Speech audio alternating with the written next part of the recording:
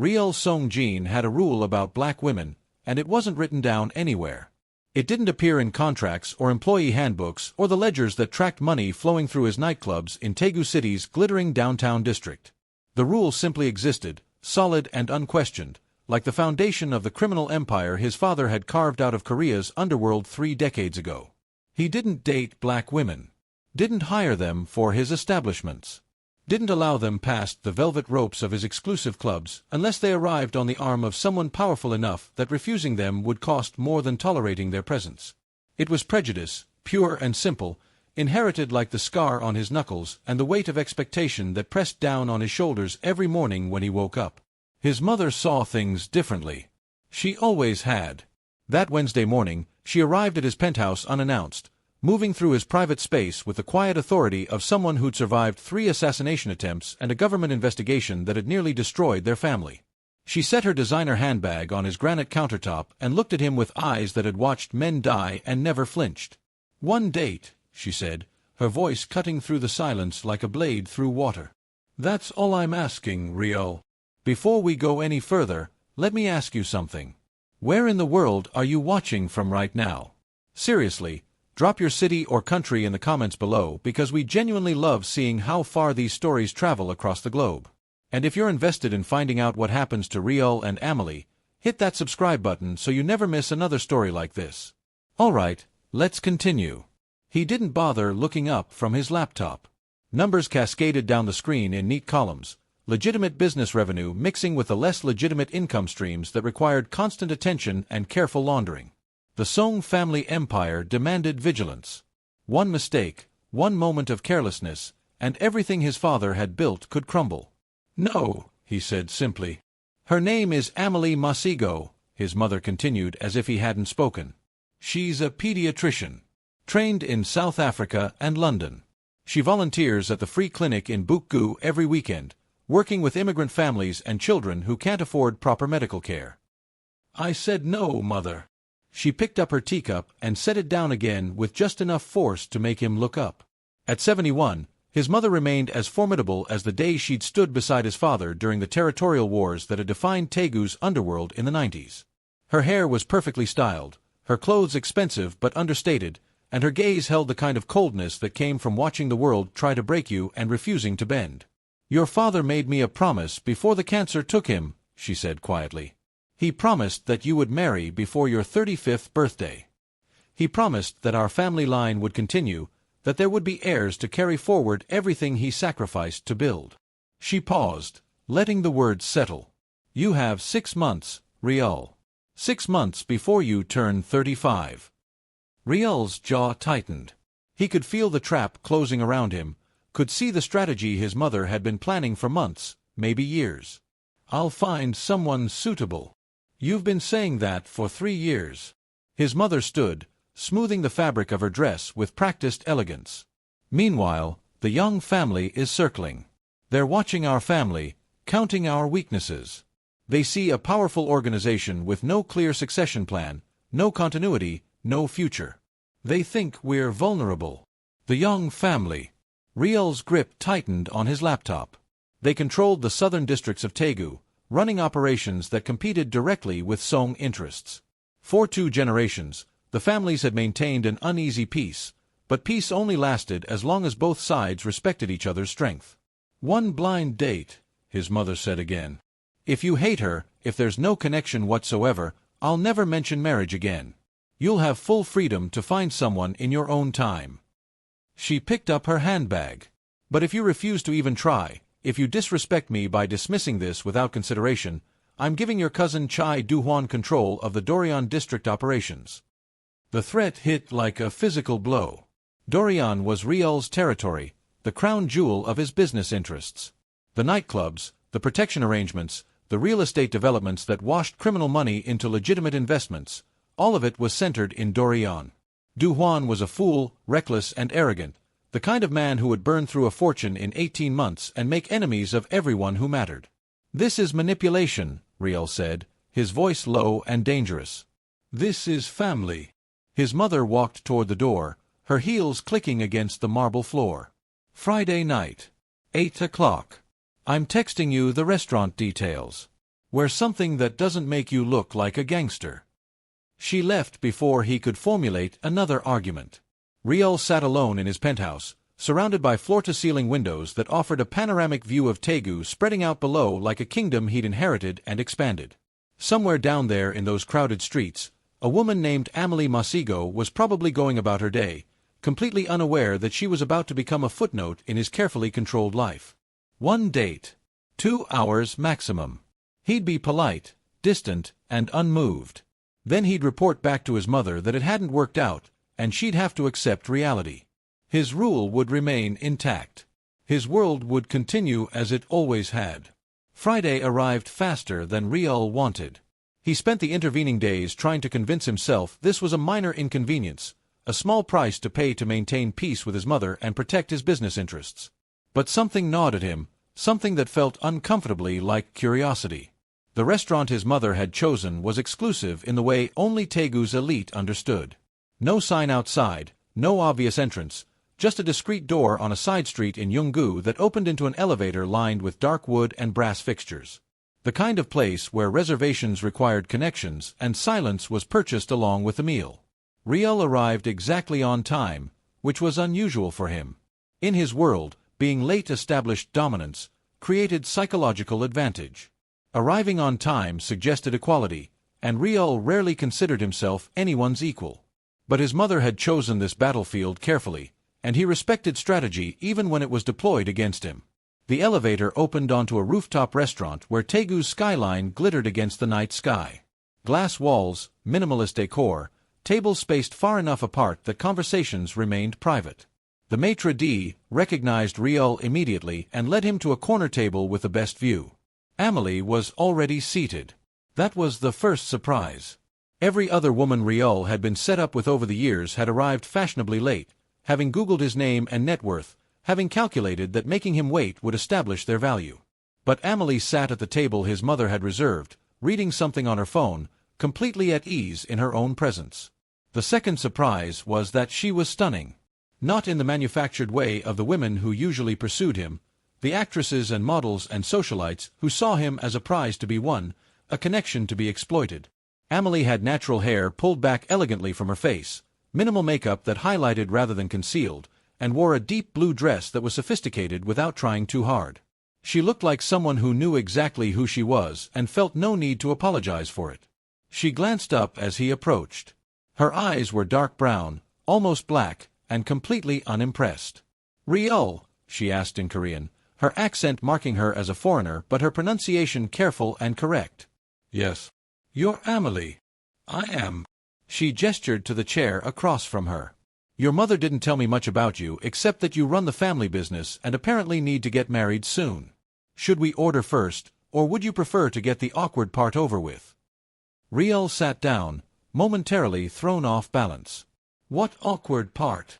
"The part where you tell me this won't work out because I'm not Korean, or I'm the wrong kind of foreign, or I'm just not whatever it is you're looking for."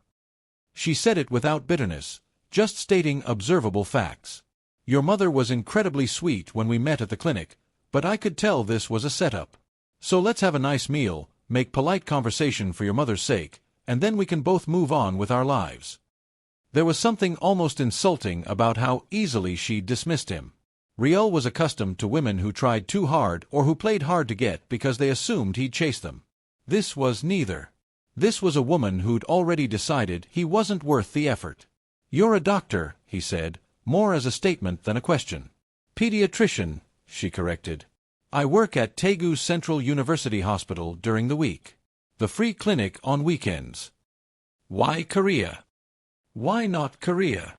She smiled slightly. "I needed a change. Got offered a position here 2 years ago. The work is meaningful. The people are—" She paused, choosing her words. "Mostly welcoming." That pause carried weight. Ryul knew exactly what she meant. Korea wasn't always kind to foreigners, especially black foreigners. He'd seen it in his own organization, heard the comments his men made when they thought he wasn't listening, witnessed the casual cruelty that people justified as cultural preservation. A waiter appeared, and Ryul ordered for both of them out of habit, selecting dishes he knew were excellent. Halfway through, he caught himself. I apologize. Do you have any dietary restrictions I should know about? No, Amahle said, but I am capable of ordering my own food. I know. I wasn't thinking. She studied him with those dark, intelligent eyes. Your mother told me you were complicated. I'm beginning to understand what she meant. My mother talks too much. Your mother is lonely. Amahle leaned back slightly. She misses your father deeply. She wants grandchildren before she dies, wants to see the family line continue. She paused. She also mentioned you probably wouldn't like me. Something about you having very specific preferences when it comes to women. Heat rose in Ryul's chest. Had his mother actually told this stranger about his prejudices? About the unspoken rule that had governed his romantic life for decades? What else did she say? That you're brilliant in business but ruthless when necessary. That you don't trust easily, which makes sense given your line of work. Amahle's expression softened slightly. And that you've been alone for too long. That the loneliness is eating away at you, even if you won't admit it. The words landed harder than Ryul expected. He was alone. Had been for years, really, even before his father's death. The business required isolation. Emotional distance kept you sharp, kept you from making mistakes that got people killed or imprisoned or worse. But hearing it said out loud, especially by a stranger who saw through his carefully constructed walls, felt like being exposed. Their food arrived. They ate in silence for several minutes. Ryul found himself watching her, noticing details. The way she handled her chopsticks, not perfectly, but competently, showing someone who'd taken the time to learn. The small scar on her left hand, barely visible. The fact that she didn't fill the silence with nervous chatter or perform for his attention. "Why did you agree to this?" he asked finally. "The blind date." "Your mother was persistent," Amahle said. "And honestly, dating in Daegu as a black woman is..." She paused again, choosing words carefully. "Challenging. Most Korean men won't even consider it. The ones who do usually have fetishes or fantasies they want to explore. Your mother at least presented you as someone serious, someone looking for an actual relationship." "I'm serious about business," Ryul said. "Not about this." "No," she agreed. "I can see that." Ryul set down his chopsticks. This was the moment to end it.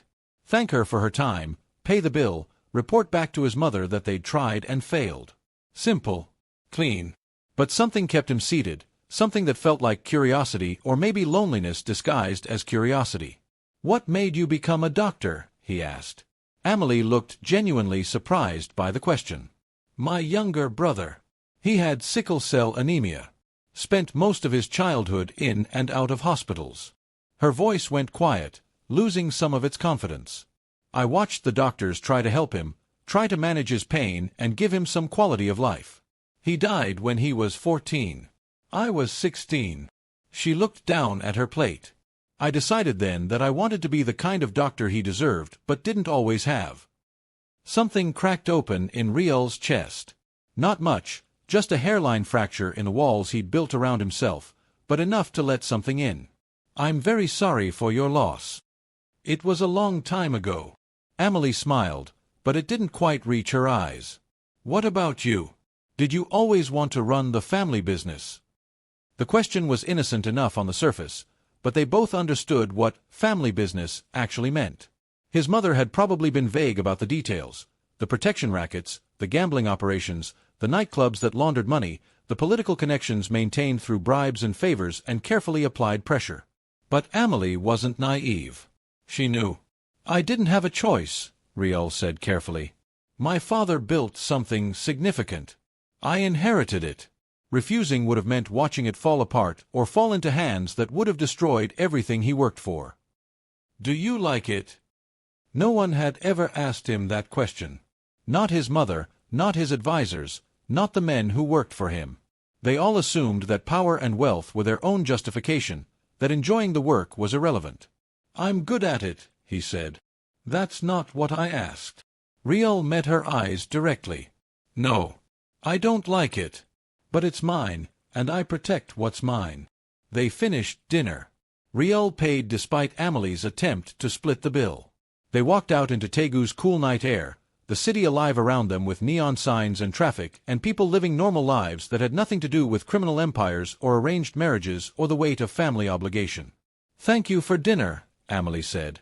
"You can tell your mother we made the effort." Ryul should have agreed. Should have said good night, climbed into his car, and driven back to his penthouse and his spreadsheets and his carefully ordered world. Instead, he heard himself ask, "Would you like to get coffee?" Amahle tilted her head, studying him with an expression he couldn't quite read. "Why? I don't know." She smiled then, a genuine smile that transformed her entire face. "Okay. But somewhere normal. Not another place where the staff knows your name and pretends not to recognize you." They found a small cafe 3 blocks away, the kind of place Ryul never went. Cheap, crowded with university students and young couples, the coffee mediocre and the chairs uncomfortable. They sat in a corner booth and talked about Daegu, about her work at the hospital, about the patients she saw at the free clinic. Immigrant families who couldn't afford regular health care, children suffering from conditions that could be treated if their parents had money or legal status. She talked about systemic failures without lecturing, about her frustration with a healthcare system that abandoned its most vulnerable. Ryul found himself talking too, about the pressure of running an organization his father had built, about his mother's grief and loneliness, about the weight of being responsible for hundreds of people whose livelihoods depended on his decisions. He didn't mention the violence, the people who'd disappeared, the blood on his family's fortune. But he thought she understood anyway. 3 hours passed like 3 minutes. When they finally left the cafe, Ryul walked Amahle to the subway station. She took public transportation like a normal person, a concept so foreign to his existence that it felt like visiting another planet. "I had a good time," she said at the station entrance. "That's surprising. For me too. Your mother will be insufferable about this." Ryul smiled despite himself. "She'll take complete credit." "She should." Amahle looked at him directly. "I almost cancelled 3 times today. Convinced myself this was a waste of time." "But you didn't." "No." She pulled out her phone. "Can I see you again?"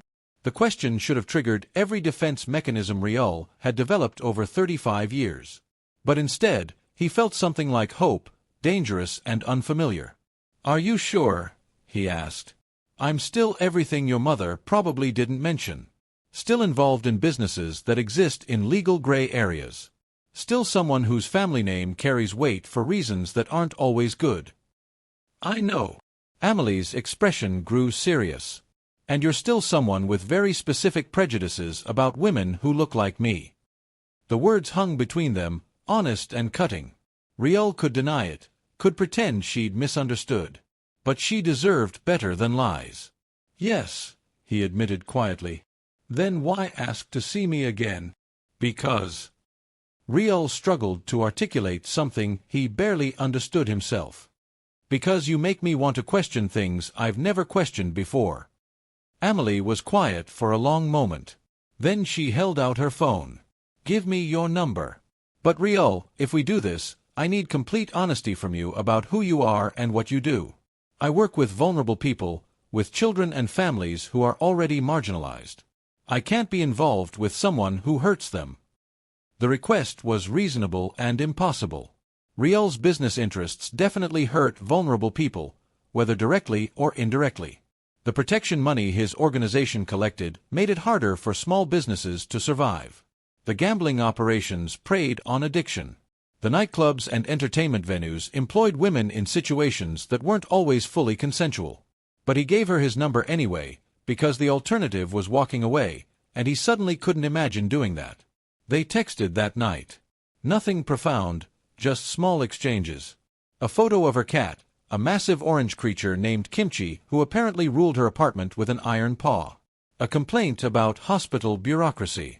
His brief comment about a business meeting that had gone poorly. Ryul lay in his penthouse bed, surrounded by expensive sheets and custom furniture, and felt something he hadn't experienced in years. Genuine curiosity about another person, about where this connection might lead. His phone buzzed again. Another message from Amahle. "Your mother just called me. She wants to know how it went. What should I tell her?"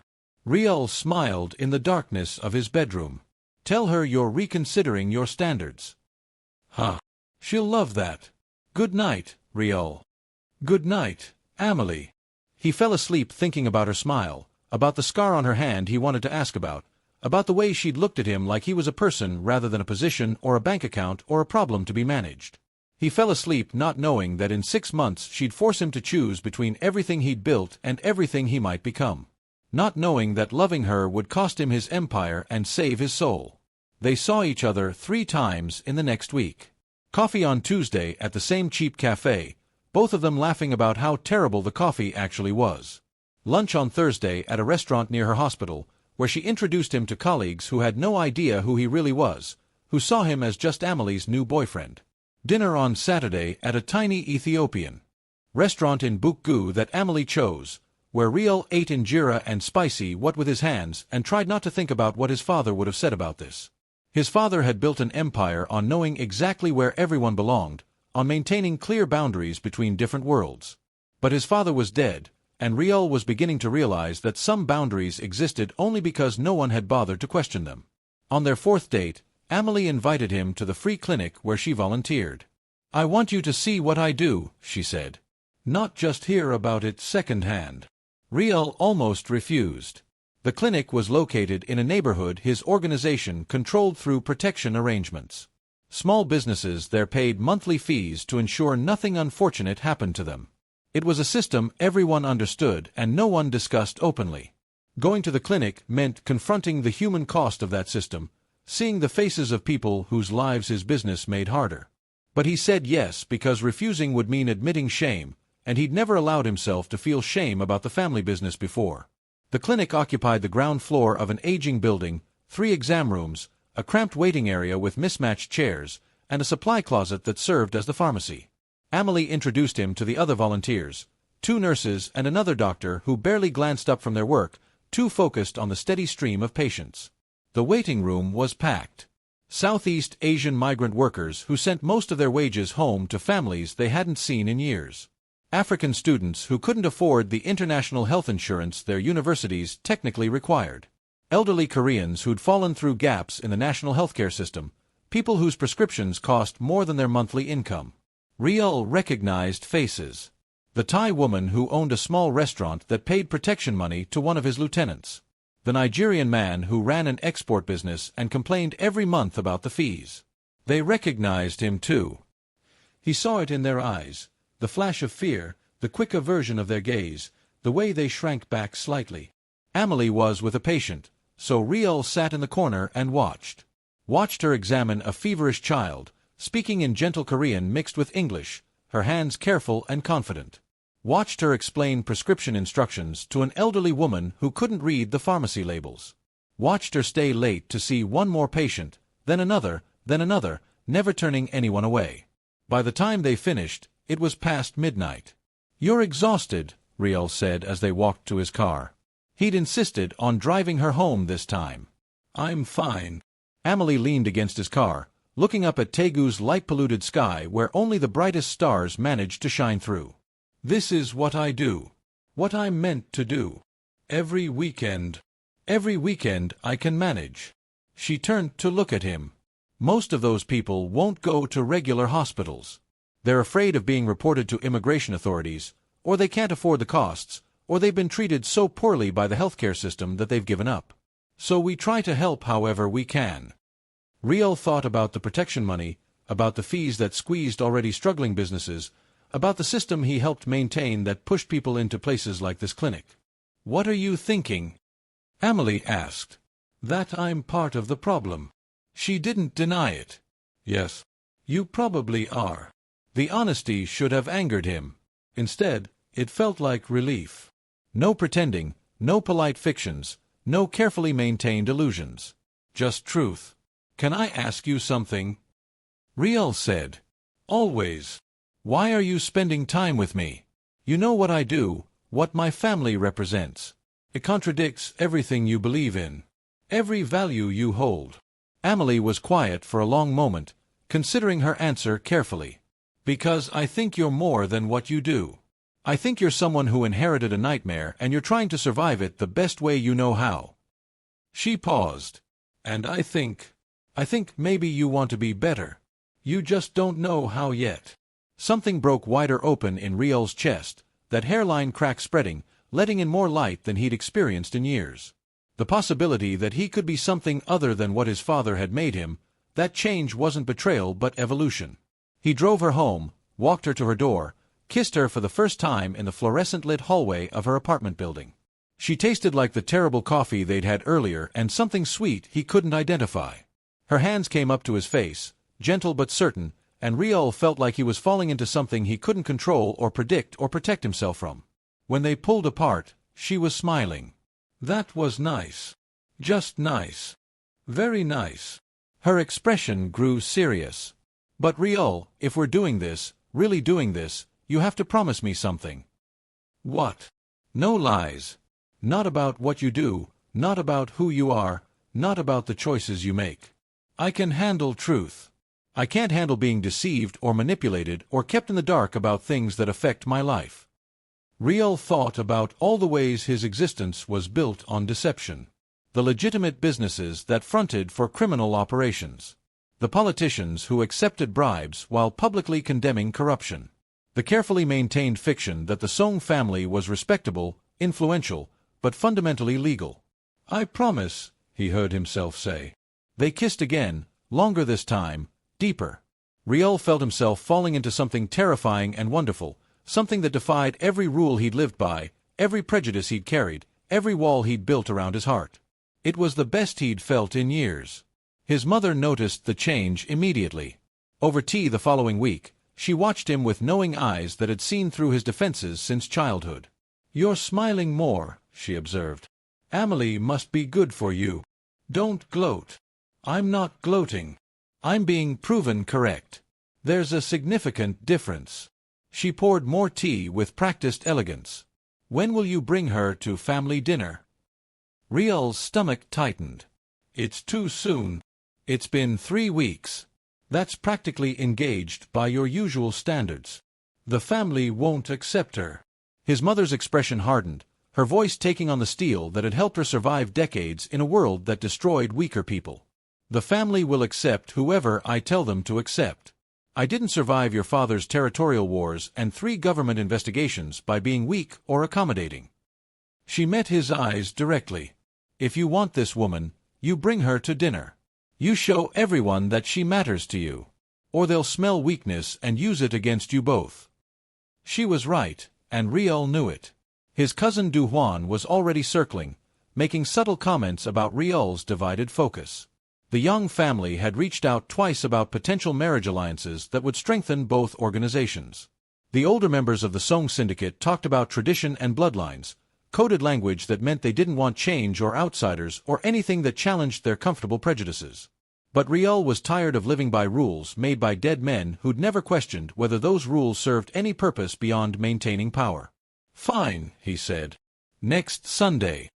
His mother smiled, genuine and warm. Good. I'll make sure everyone behaves. That was optimistic at best, an outright lie at worst. But Ryul appreciated the effort. He told Amahle about the dinner on Thursday evening. They were at her apartment, eating delivery fried chicken while Kimchi the cat sat between them on the couch, radiating judgment toward Ryul's every movement. Family dinner, Amahle said slowly, setting down her chicken. With your entire family? Most of them. The ones who matter within the organization. Ryul, I've met your mother. She's wonderful. But I'm not naive about what this means. Amahle turned to face him fully. This isn't just meeting relatives.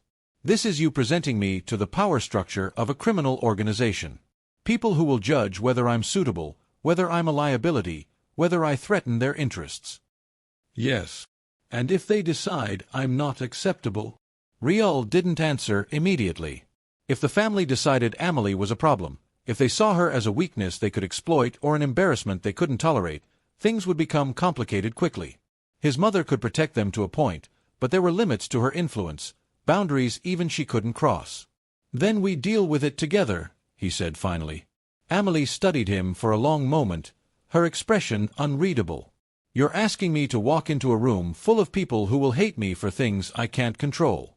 People with power and connections and probably extensive criminal records. And you want me to smile and make polite conversation and prove I'm good enough to be with you. Yes. That's asking a lot, Ryul. I know. Do you? Her voice rose slightly, frustration breaking through her usual calm. I've spent my entire life proving I'm good enough, smart enough, professional enough, respectable enough, proving I deserve to be in spaces that don't want me, convincing people to see past their prejudices and give me a chance. I'm exhausted from it. She paused, and when she spoke again her voice was quieter. And I like you. I genuinely do. But I'm not going to perform for your family's approval. I'm not going to diminish myself to make them comfortable. I'm not asking you to. Then what are you asking? Ryul reached for her hand. I'm asking you to let me show them that I've changed. That the rules my father built, the prejudices I inherited, they don't govern me anymore. You've made me want to be better than what I was raised to be. He squeezed her hand gently. But I can't do that alone. I need you there with me. Amahle was quiet for a long time. Kimchi meowed, demanding attention, breaking some of the tension. Finally, she nodded. Okay. But Ryul, if this goes badly, if your family makes this impossible, then we leave together. And I'll choose you over them. The words hung in the air between them, a promise that felt both terrifying and inevitable. Ryul had never imagined prioritizing anything above family loyalty, above the organization his father had built. But sitting in Amahle's small apartment with her hand in his, he realized that some things mattered more than empire. Sunday arrived. Ryul picked up Amahle from her apartment, noticing immediately that she dressed carefully, an elegant dress that was respectful without being submissive, her hair styled naturally but meticulously, minimal jewelry. She looked beautiful and nervous and determined. Ready? He asked. Absolutely not. But let's do this anyway. His mother's house was in Susong-gu, a sprawling traditional hanok that had been in the family for 3 generations. Beautiful and imposing, designed to remind visitors of the Song family's deep roots and lasting power. Cars filled the circular driveway, expensive vehicles belonging to uncles, cousins, high-ranking members of the organization. Amahle took a deep breath as they approached the entrance. Hey, Ryul said softly, stopping her. You don't have to prove anything to these people. You're already more than good enough. The question is whether they're good enough to deserve your presence. She smiled, some of the tension leaving her shoulders. Thank you. They walked in together. The dining room was exactly as Ryul remembered from his childhood. Long wooden table, traditional Korean dishes arranged with meticulous care, family members seated according to hierarchy and importance. His mother presided at the head of the table, her expression serene but her eyes watchful. His uncle Song Tae-won sat to her right, his father's younger brother who'd helped build the organization's gambling operations. Cousin Chai Do-hwan lounged in his chair with studied casualness, his expensive watch catching the light. Various other relatives and high-ranking associates filled the remaining seats, all of them turning to stare as Ryul entered with Amahle. The silence was immediate and heavy. Everyone, his mother said, her voice cutting through the tension like a blade, this is Dr. Amahle Masego. She's a pediatrician at Daegu Central University Hospital and volunteers at the free clinic in Bukgu. Amahle, this is the Song family. Amahle bowed respectfully, her Korean formal and correct. It's an honor to meet you all. Mrs. Song has spoken very highly of her family. More silence. Then Do-hwan laughed, the sound harsh and mocking. A black woman. You're actually serious about this, cousin? Do-hwan, his mother's voice carried a warning. What? We're all thinking it. Do-hwan leaned forward, his smile sharp and cruel. Tell me, doctor, do you understand what kind of family you're trying to join? Or did Ryul conveniently forget to mention the details? I understand perfectly, Amahle said, her voice steady despite the color rising in her cheeks. Your family has significant business interests in Daegu, some legitimate and some less so. You maintain political connections, operate in legal gray areas, and command considerable respect through a combination of business acumen and strategic intimidation. Uncle Tae-won's eyebrows rose. She's blunt. She's honest, Ryul said, guiding Amahle to their seats. Something this family could use more of. They sat down. Servants began bringing food, and for several minutes everyone focused on their plates, the silence broken only by the sounds of eating and the occasional murmured request for more banchan. Ryul could feel the judgment radiating from around the table, could see his relatives exchanging glances and having entire conversations with their eyes. "So, doctor," Uncle Tae-won said finally, "what do your parents think about you dating a Korean man? Especially one from a family like ours." "My parents are dead," Amahle said quietly. "But if they were alive, they'd probably ask the same questions I'm asking myself, whether this relationship is worth the complications it brings, whether Ryul is someone who deserves my trust and affection." And Do-hwan pressed. "What answers are you getting?" Amahle looked at Ryul, something soft and genuine in her expression. I'm still deciding. But so far, he's been worth the effort. "How romantic," Do-hwan said with exaggerated sweetness. "The foreign doctor and the reformed gangster. It's like something from a drama." Do-hwan, that's enough. Ryul's voice went cold and dangerous. Is it? "Because I'm just saying what everyone else is thinking." Do-hwan set down his chopsticks, his casual mask slipping to reveal genuine anger underneath. "You're making us look weak, cousin. First, you start dismantling profitable operations because they don't meet your new moral standards. Now you're parading around with a black woman like you don't care what the Young family thinks, what our business partners think, what this does to our reputation." "Our reputation," Ryul repeated, his voice deadly quiet. You mean the reputation built on exploiting vulnerable people? On protection rackets that bleed small businesses dry. On gambling operations that destroy families. On power, Do-hwan shot back. On respect. On everything your father spent 30 years building. My father is dead. Ryul stood, his chair scraping against the floor. And I'm tired of living according to rules made by dead men who never questioned whether their way was the only way. "Ryul," his mother said softly, but he couldn't stop now. The words were pouring out, things he'd been thinking for weeks, maybe years. "I've been running this organization for 5 years," he continued, looking around the table at faces both familiar and suddenly alien. 5 years of watching what we do to people. The restaurant owner who can barely afford rent because of our protection fees. The gambler who lost his daughter's college fund at our establishments. The women working in our clubs who smile and pretend they chose this life." He paused. "Amahle works with the people we hurt. Treats their children, helps them survive the systems we help maintain. And she still sees something in me worth saving." "This is about a woman." Uncle Tae-won's voice was incredulous.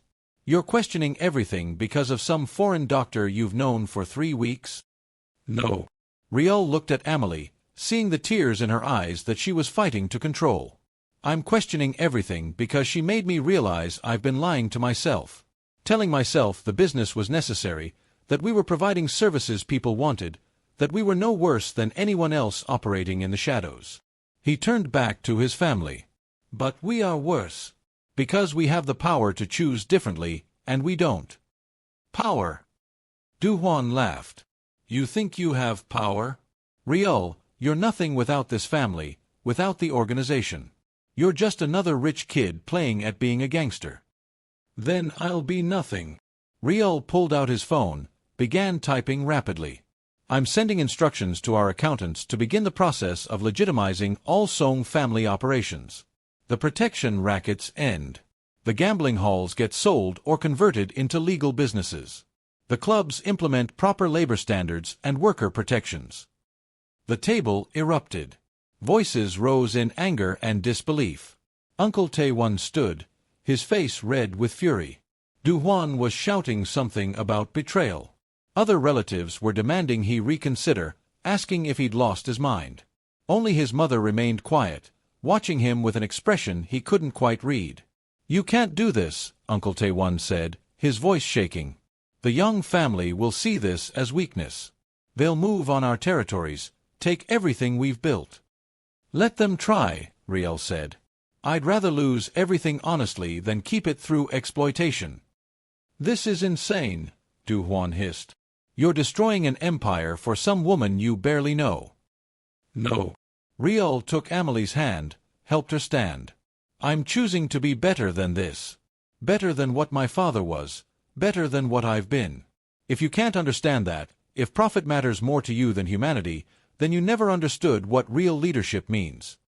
He started toward the door, Amahle beside him. Ryul, his mother called. He turned. She was still seated, still calm, but her eyes held something that might have been pride. Your father would have hated this decision, she said quietly. But I think I'm proud of you. It takes more courage to build something new than to maintain something broken. Mother. Go. Do what you need to do. I'll handle the family. She smiled slightly. I've been managing difficult men for 40 years. I think I can manage a few more. Ryul drove Amahle back to her apartment in silence. Neither of them spoke until they were inside, door closed, the outside world temporarily shut out. I'm sorry, Amahle said, tears finally falling. I ruined everything. Your family, your business. You didn't ruin anything. Ryul pulled her close, held her while she cried. You saved me. You made me see what I'd become, what I was allowing to continue because it was easier than changing. But your family hates you now. They'll never forgive you for this. Maybe not. Ryul kissed the top of her head. But I'll be able to look at myself in the mirror. I'll be able to look at you without seeing my crimes reflected back at me. They stood in her small hallway, holding each other, both of them trembling from adrenaline and fear and the enormity of what had just happened. Ryul had burned down his entire life in the span of a dinner. Had chosen love over power, morality over profit, an uncertain future over the comfortable certainty of corruption. What happens now? Amahle whispered. Now I start the real work. Calling lawyers, meeting with accountants, beginning the process of transforming everything my father built into something legitimate. They'll fight you. Your family, the young family, everyone who benefits from things staying the same. I know. You could lose everything. I know that too. Ryul pulled back to look at her, to see her face even tear-stained and exhausted.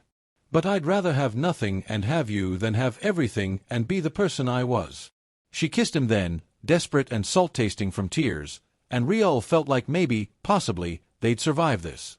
Like maybe choosing to be better was enough. The next morning, Ryul started dismantling an empire. He met with lawyers who specialized in corporate restructuring, began the complex process of separating legitimate business interests from criminal operations. Called in favors from accountants who owed him discretion, started creating paper trails that would satisfy government scrutiny. Every decision cost money, cost time, cost relationships with people who'd been family friends for decades. Amahle returned to the clinic that weekend, found the patients who'd paid protection money waiting nervously. She returned every one, explained that the Song family was changing its practices, apologized for the harm that had been done. Some people believed her. Others assumed it was a trick, a new form of manipulation. She couldn't blame them. Ryul's mother helped where she could, used her considerable influence to shield him from the worst of the family backlash, made it clear that anyone who came after Ryul would answer to her personally. But even her protection had limits. The consequences came fast and brutal. The young family spread word throughout Daegu's underworld that Ryul was weak, unreliable, no longer someone to be trusted or feared. Business partners who'd worked with the Song organization for years suddenly pulled out of deals, unwilling to be associated with someone who'd betrayed the unspoken codes that governed their world. 2 of Ryul's former lieutenants ended up dead within the first month, killed in what police called accidents but everyone knew were messages. Ryul lost half his fortune in the first year. By the second year, he'd lost 3/4 of it. The penthouse got sold, the expensive cars, the investments that had seemed untouchable. He moved into a modest apartment in a normal neighborhood, drove a normal car, lived a life that would have been unrecognizable to his father. But he also gained something. Peace. The ability to sleep through the night without wondering who he'd hurt that day, whose life he'd made harder through his decisions. The right to look at Amahle without seeing judgment in her eyes, without the constant low-grade shame that had followed him for years. The freedom to imagine a future that wasn't built on exploitation and fear. They got married in a small ceremony 18 months after that disastrous family dinner.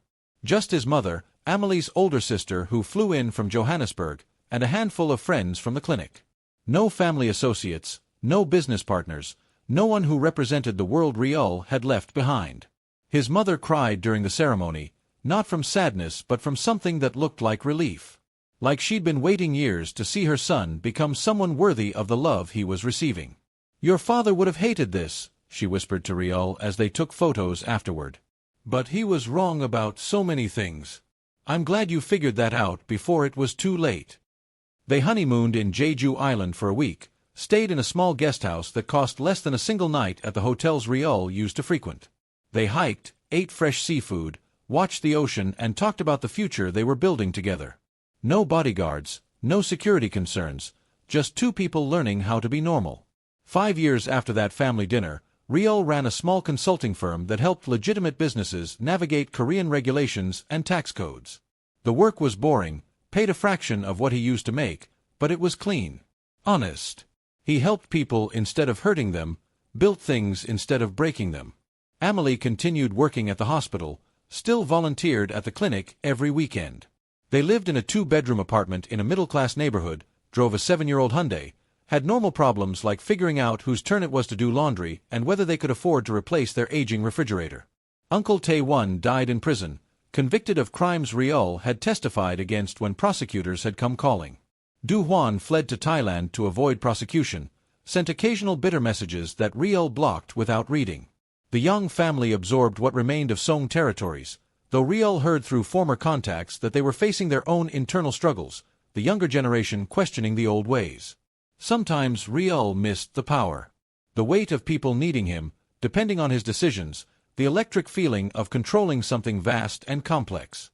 But then he'd come home to Amahle cooking dinner in their small kitchen, humming along to music while their cat Kimchi supervised from his favorite perch, and Ryul would remember what he'd traded for this ordinary happiness. Everything. And it was worth it. One evening, 6 months after their 5th anniversary, Amahle showed him a pregnancy test.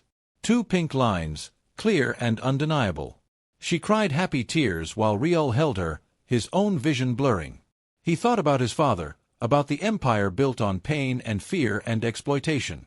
Thought about the grandchild his father would never meet, who would grow up in a completely different world. A better world. Not perfect, not easy, but better. "We're going to be okay," Amahle whispered against his chest. "I know," Ryul said, believing it for perhaps the first time in his life. Their daughter was born 7 months later. They named her Ayana, which meant beautiful flower in Amahle's native language. She had Amahle's eyes and Ryul's serious expression, and she screamed with impressive volume whenever she was displeased with her circumstances. Ryul's mother visited constantly, completely besotted with her granddaughter. She'd softened over the years, let go of many of the rigid expectations that had defined her life with Ryul's father. She taught Ayana Korean nursery rhymes, bought her entirely too many toys, and occasionally mentioned how happy Ryul's father would have been to see his family continue, conveniently forgetting that his father would have been horrified by everything Ryul had become. Life settled into a rhythm. Work, family, the small joys of watching Ayana grow and discover the world. Ryul and Amahle argued sometimes about normal things, money, household responsibilities, whose parents they'd visit for holidays. Arguments that ended in compromise rather than cold silence, in laughter rather than resentment. It was normal. Boring, even. And Ryul loved every minute of it. 6 years after walking away from his criminal empire, the past called. It was a Tuesday afternoon. Ryul was in a meeting with a small business owner, helping her understand the intricacies of Korean tax codes, when his phone began buzzing insistently. He ignored it initially. Emergencies in his new life consisted of things like missed filing deadlines, not bodies in alleys or territory disputes. But the buzzing continued. 7 missed calls from his mother. 3 from Daegu Central University Hospital. 1 text from a number he didn't recognize. "Your past is calling. Answer it." Ryul's blood turned to ice. He excused himself, stepped into the hallway, called his mother with trembling hands. She answered immediately, her voice tight with barely controlled fear. "Where's Amahle?" "At the hospital." "Why? What's happening?" "Go get her. Right now. Take her somewhere safe." "Mother." "Now, Ryul." She hung up. Ryul ran. Traffic laws became suggestions as he drove across Daegu, his mind racing through possibilities, each one worse than the last. Someone from his old life had found them. Someone who held grudges, who remembered the testimony that had sent people to prison, who blamed Ryul for the organization's downfall. He made it to the hospital in 12 minutes. Parked illegally, sprinted through the entrance, pushed past the reception desk toward the pediatric ward where Amahle worked. He found her in an exam room with a patient, a little girl maybe 4 years old, crying while Amahle examined a nasty cut on her arm with gentle, practiced hands. Ryul. Amahle looked up, startled. What are you? We need to leave. No. I'm with a patient. Amahle, please. Something in his voice, in his face, made her look closer. She saw the fear, the urgency, the terror he was barely containing. She turned to the nurse hovering nearby. Can you finish here? I need 5 minutes. They stepped into the hallway. Ryul kept his voice low, aware of the patients and families surrounding them. Someone contacted my mother. Threatened her. I think it's connected to my old life, to the organization. Amahleh's face went pale, her hand coming up to clutch his arm. The families. After all this time. I don't know. But we need to get you somewhere safe until I figure out what's happening. Ryul, I can't just leave. I have patients, responsibilities. And I can't lose you. The words came out raw, desperate. They'd built a life on normalcy, on pretending the past was truly past. But some debts never got settled. Some enemies never forgot. Amelie's phone buzzed in her pocket. She pulled it out, looked at the screen, and her hands started shaking. What is it? Ryul asked, though he already knew it was nothing good. She showed him a photo of Ayana at her kindergarten, taken that very morning. Sent from an unknown number with a message that made Ryul's vision narrow with rage. Beautiful child. It would be a shame if something happened to her. Where is she? Ryul's voice came out strangled. At school. Ryul, what's happening? Someone's coming after us. Using Ayana to get to me. He was already dialing his one remaining contact from his old life, a security specialist named Park Ji-hoon who'd gone legitimate alongside him. I need to get her somewhere safe. I'm coming with you. Amelie's voice was steel despite the fear in her eyes. Amahle. She's my daughter too. Don't you dare try to protect me by pushing me away. They ran together. The kindergarten was chaos when they arrived, not because anything had happened but because Ryul had called ahead and told them to initiate lockdown procedures. Parents were arriving confused and angry, demanding their children, teachers trying to explain a threat they didn't fully understand. Ryul found Ayana in her classroom, sitting with her teacher, clutching her favorite stuffed rabbit. She had Amelie's dark eyes and Ryul's serious expression, and when she saw her parents she ran over, sensing their fear even if she didn't understand it. Appa. Yama. Why is everyone scared? Ryul picked her up, held her tight enough that she squirmed in protest. She smelled like crayons and apple juice, normal childhood things that belonged to a world where 6-year-olds didn't get caught in the crossfire of their father's past mistakes. We're going on an adventure, Amahle said, her voice steady despite the terror Ryul could see in her eyes. Just for a little while. What kind of adventure? A surprise one. The best kind. They took Ayana to his mother's house. It was the safest place Ryul knew. When his mother had moved out of the family compound years ago, she'd kept some of the old security measures. Guards loyal to her personally, walls designed to keep danger out, systems that had protected the Song family through decades of territorial wars. His mother opened the door, took one look at their faces, and understood immediately. Inside. All of you. She ushered them into the sitting room while Ayana played with toys in the next room, oblivious to the tension crackling between the adults. Who is it? His mother asked without preamble. I don't know yet. Ryul's hands were shaking. But they know about Amahle, about Ayana. They're trying to scare us. Or draw me out. His mother's expression hardened into something ancient and dangerous. You embarrassed powerful people when you left, Ryul. Made them look weak by choosing morality over profit. Some men never forgive that. Ryul's phone buzzed. Another unknown number. He answered, putting it on speaker. Hello, Ryul.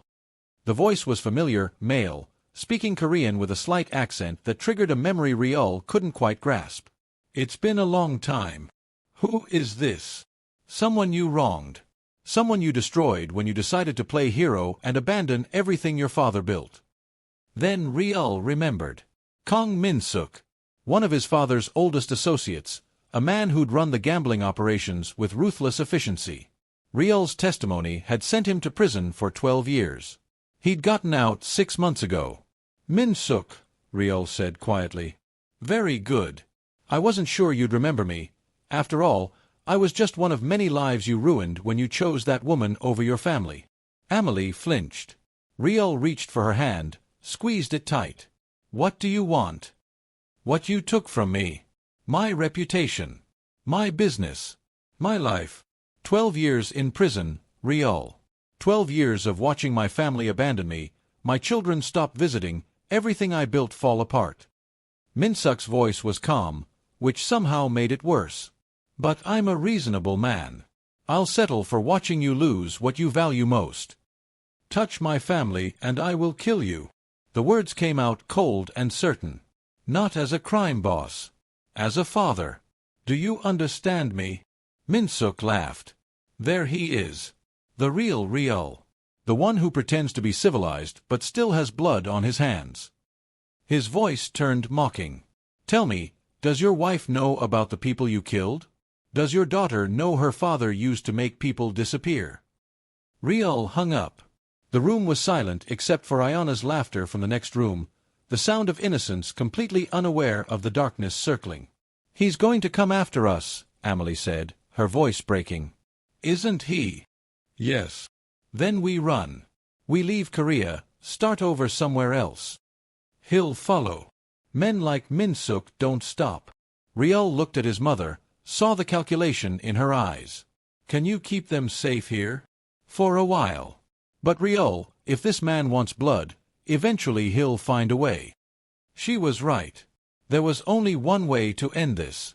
Ryul had to go back, not to the violence, not to the crime, but to the people who still operated in that world.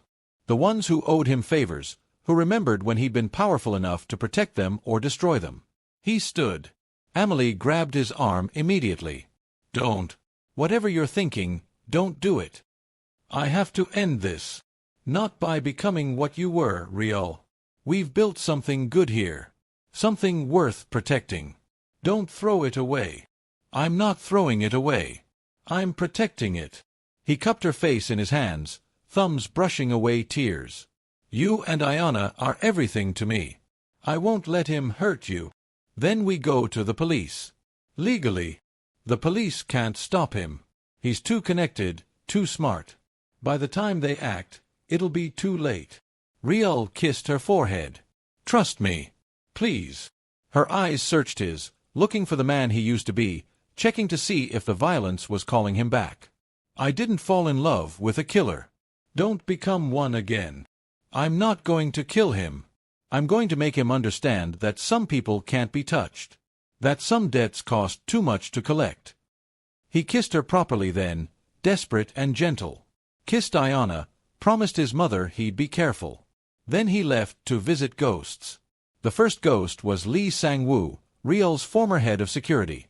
He'd gone legitimate too, now ran a private security firm that protected corporate executives and wealthy families. But he still knew people, still had connections that stretched into Daegu's underworld. They met in a quiet coffee shop in Yonggu, surrounded by business people having normal conversations about quarterly earnings and marketing strategies. I heard Min-suk got out, Sang-woo said without preamble. Didn't think he'd be stupid enough to come after you. He thinks I'm weak now. Vulnerable. Are you? Ryul thought about Amahle, about Ayana, about the life he'd built on the ruins of his father's empire. Yes. But I'm also a father. And that makes me more dangerous than I ever was as a crime boss. Sang-woo smiled, something fierce and approving in his expression. What do you need? Information. Where he's staying, who he's working with, what he's planning. And then I'm going to have a conversation with him.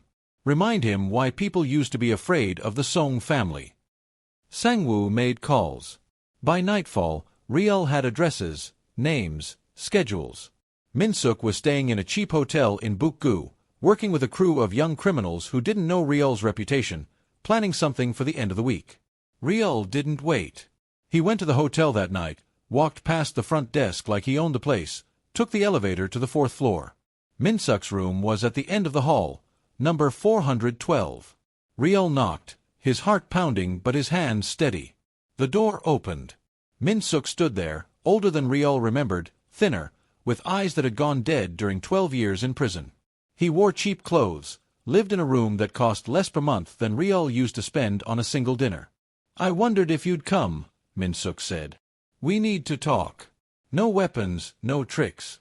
Just two old associates having a conversation." "Something like that." Min-suk stepped aside, let him in. The room was small, depressing, nothing like the luxury Min-suk had enjoyed when he was part of the Song organization. A reminder of everything he'd lost, everything Ryul's testimony had taken from him. "You look good," Min-suk said, closing the door. "Civilian life suits you. Marriage, fatherhood. Very respectable. What do you want, Min-suk?" "I told you on the phone. I want you to suffer the way I suffered." He sat on the edge of the bed, gesturing for Ryul to take the room's only chair.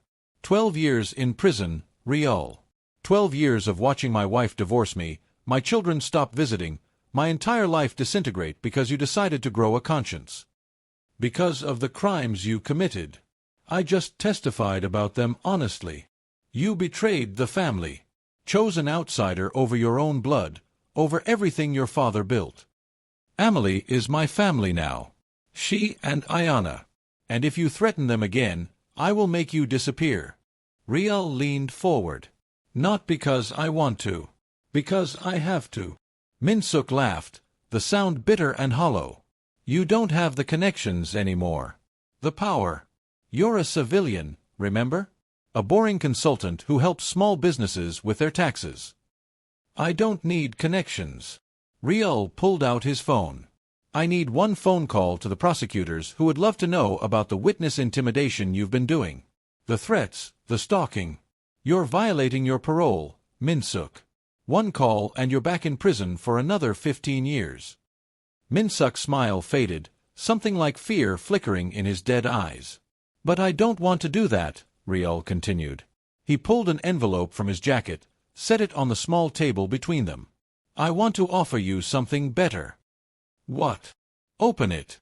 Min-suk picked up the envelope with trembling hands. Inside was a cashier's check for 50 million won and a plane ticket to Singapore, along with contact information for a legitimate business consultant who specialized in helping ex-criminals start fresh. Enough money to start over somewhere far from here, Ryul said quietly. And a contact who can help you build a legitimate business. No crime, no violence. Just a second chance. Min-suk stared at the contents like they might explode. Why? Because I understand what it's like to lose everything. To watch your whole life collapse because of choices you made. Ryul's voice softened.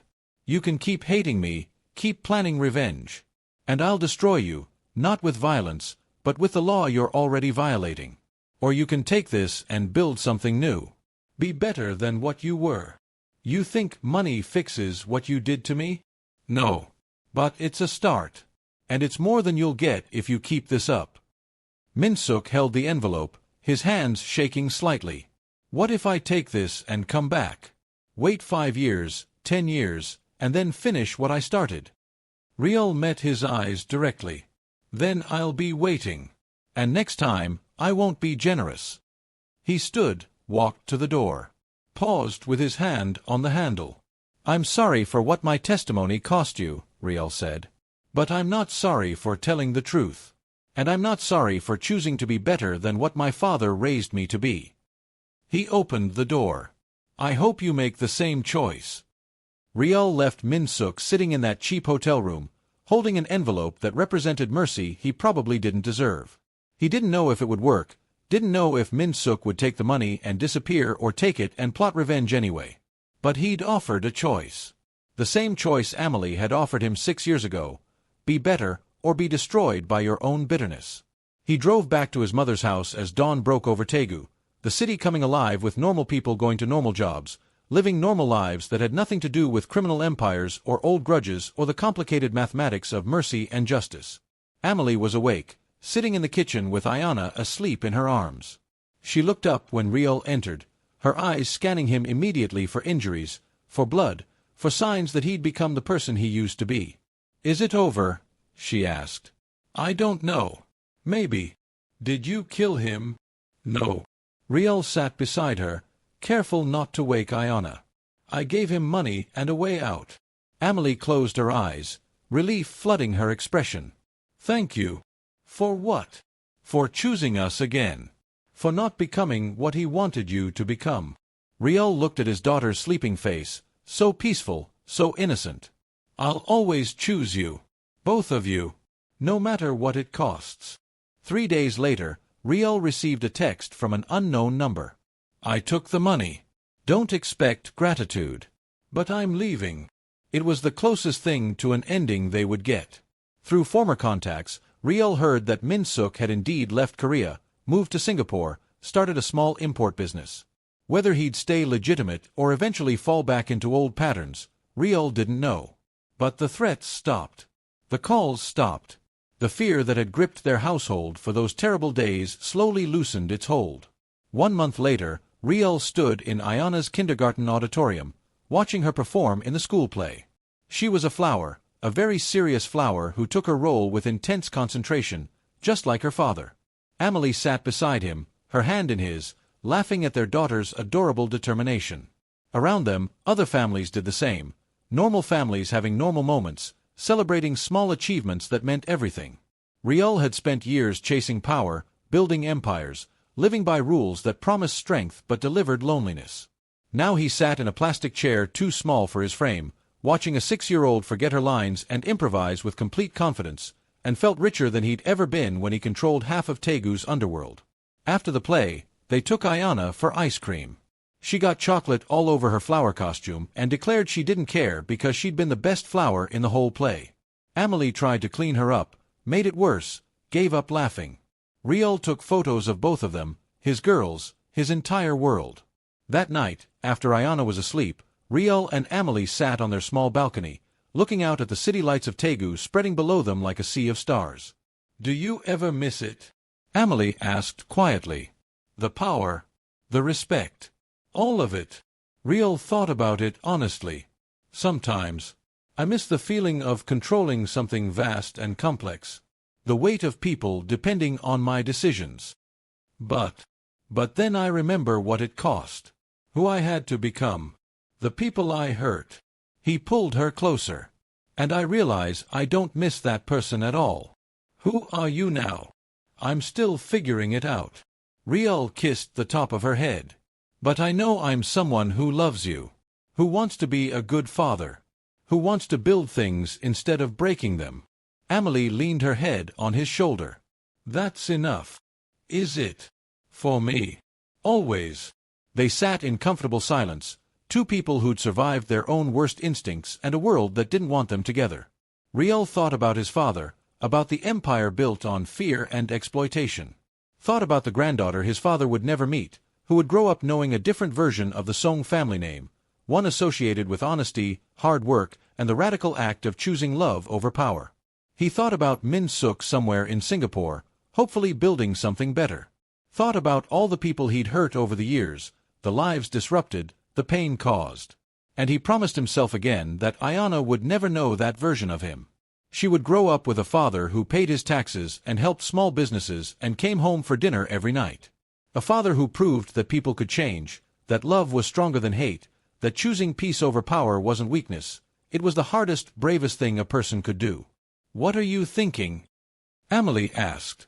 Ryul turned to face her, seeing his whole world in her dark eyes. "That I'm the luckiest man alive. Even after everything. The family you lost, the empire you walked away from, the danger we just survived. Because of everything. Because I found you. Because you saw something in me worth saving. Because our daughter will never know the weight of what I left behind." Amahle turned to face him fully, her eyes bright with tears and love and the kind of happiness that came from surviving something that should have destroyed you. "I love you," she said. "Even when you're being dramatic. I love you too. Even when you're right about everything." They kissed, soft and sweet, like they had all the time in the world. Like they weren't standing on the ruins of an empire, like they were just two people who'd found each other against impossible odds and refused to let go. Inside, Ayana called out in her sleep, probably dreaming about her performance, about being the best flower in the whole play, about the ordinary magic that was more powerful than any empire Ryul had ever controlled. He and Amahle went to her together, checked on her, made sure she was safe and warm and loved. And Ryul realized this was his real power now. Not fear, not control, not the ability to make people disappear, but the capacity to love fiercely, to protect what mattered, to build instead of destroy. It wasn't the legacy his father had left him. It was better.